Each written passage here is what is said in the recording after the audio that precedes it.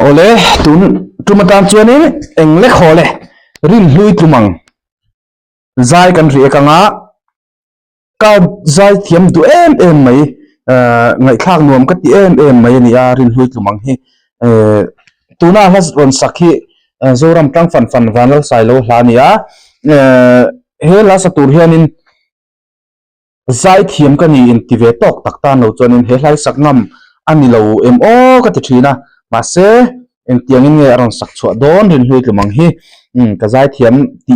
tak mai ania ma se a sak chua dan turi ka ngai chak tak zet a o a chak ber ani lo ma se o sang ber po nei lo ti kan share rin hlui tumang chuan ma se rin hlui tumang te hi mak do na chu a ne ve viau zel a zai re hi chu wang chuanin ngai thak chak tak zet eng angin nge ron sak chua hi mo kan ngai tha photang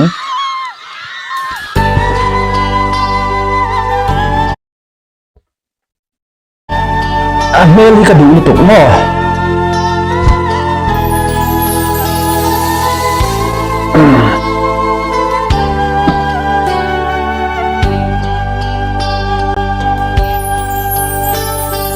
don chiangi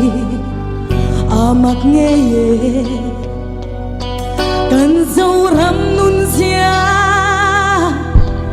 reng hi o anal tu kan kha tu te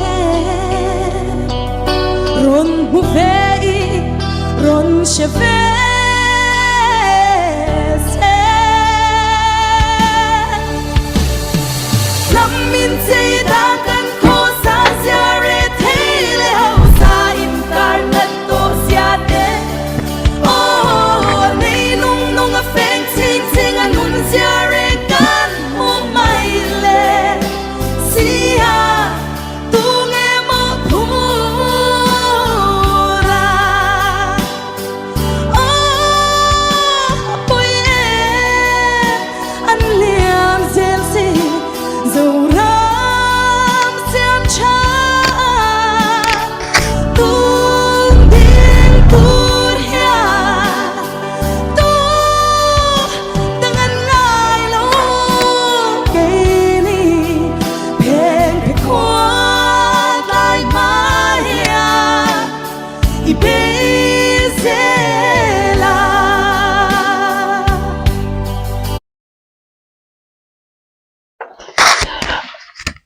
anal lu tu kanal lu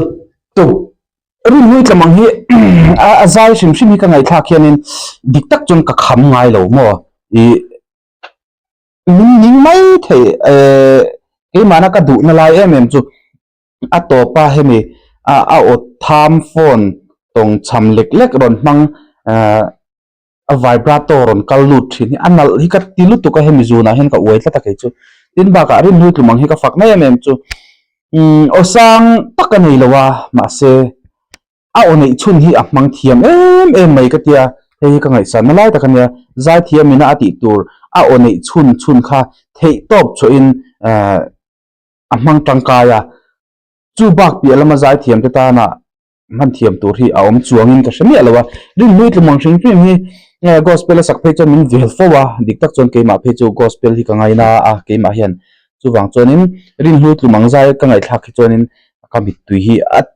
tlave fo maya ka du tak zet zeta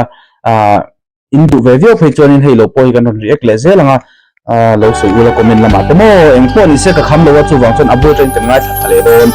ni pu hi box si amak nge ye kan zo ram nun sia reng hi kan pile bu kan kha tu te ron hu fe ron she fe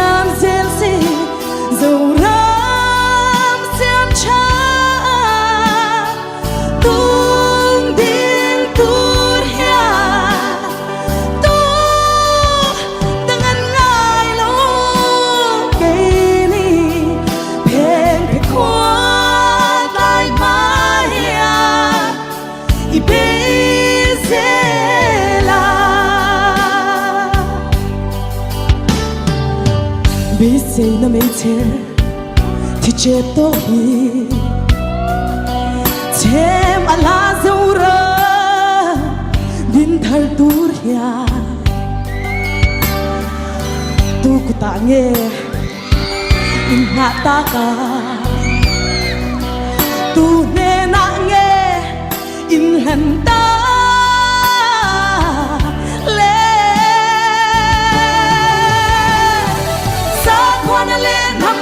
song ten nam dang to na sawang aron sang anto meg lai yan oh lai kum belin ilaw ting bo san man don em ni iya oh ting bo lul su oh apoye an liam sin si Zoram siam cha tung ding tur ya tu dengan ngai lo kei ni pen pe kwa dai mai ya I pe zela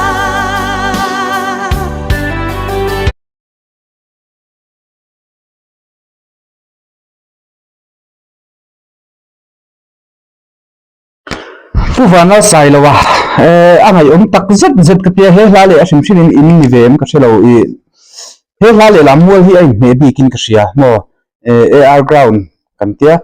lamwal khu chu ba chon he hlale air ground hi nge mi pui a thap bi van al sai lawa pu van al sai lon voi tam tak voi doi lo he lamang hianin air ground na mi pui lo thap to thina chuan rin hlui tlumang in ron savea tuna ama adewin ron sa chuwang chuanin mi puite nuam ti zia khamo tin bagarin hui zai chuanin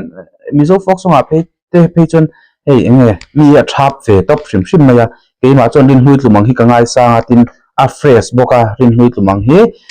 zai thiam he chen lar to a mol phone eng ma nei lawa gospel singer thata kania fox song a po adwai lo hle ti kan thto a chuan tuna mi pahla puwan la sai lo ten Mizoram ina kan top singer nei ta zinga min ne so takin ron sak thin kha aron savelia ama dewina shruai lu ta nal dewina shruai lu theya chu mai pialama mi pui thata kinala thap thei zui boka heng ba ka zai thiam thena an ti thei tur ang hi tam bik chuang lo mo chu wang chuan rin hlui thumang he zai thiam pa ngai tak mi chunga hanleng duai chuani lo ma se lar chol lo tur chi ama shim shim hi mi azuna nuk lut thei chi ani in ka hretlata chuwang chuanin tuma chuanin ka du tak zeta tuna po ka ti to pa ma se ka kham lo tak zeta ma se ka play non to lo o kan zoram ta kan chang fan fanang tiro nam in sei dan kan ti a nam in sei dan kan kho sa sia re thei le hau sa in kar nat ko sia te oh nei nung nung a fen sing sing anun sia re kan mo mai le sia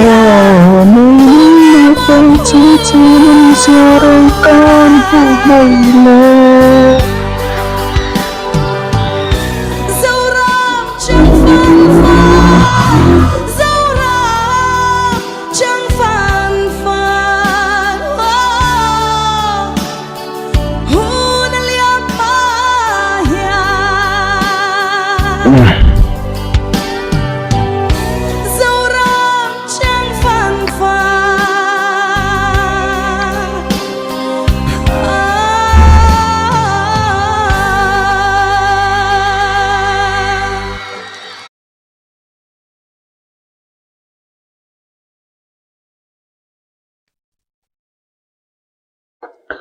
to pavan kharmo em ve ka be sei lo de wina to paron khara I sai lo de kha kalo ngai tua ke ma chon mo sai lo de khan top tur ngai tua eng po ni se kan channel te mino thlir saka wangin kan loma indu zong te lo ni chuan le kan channel te in ngai nat zong te ni chuan khongai takin subscribe like share comment te min ti sakram tam turin in khongai na kron nge ne o eng po ni se alas nga kha top dan kha ka ngai thale chak lu tu ka kha chia kan ti le o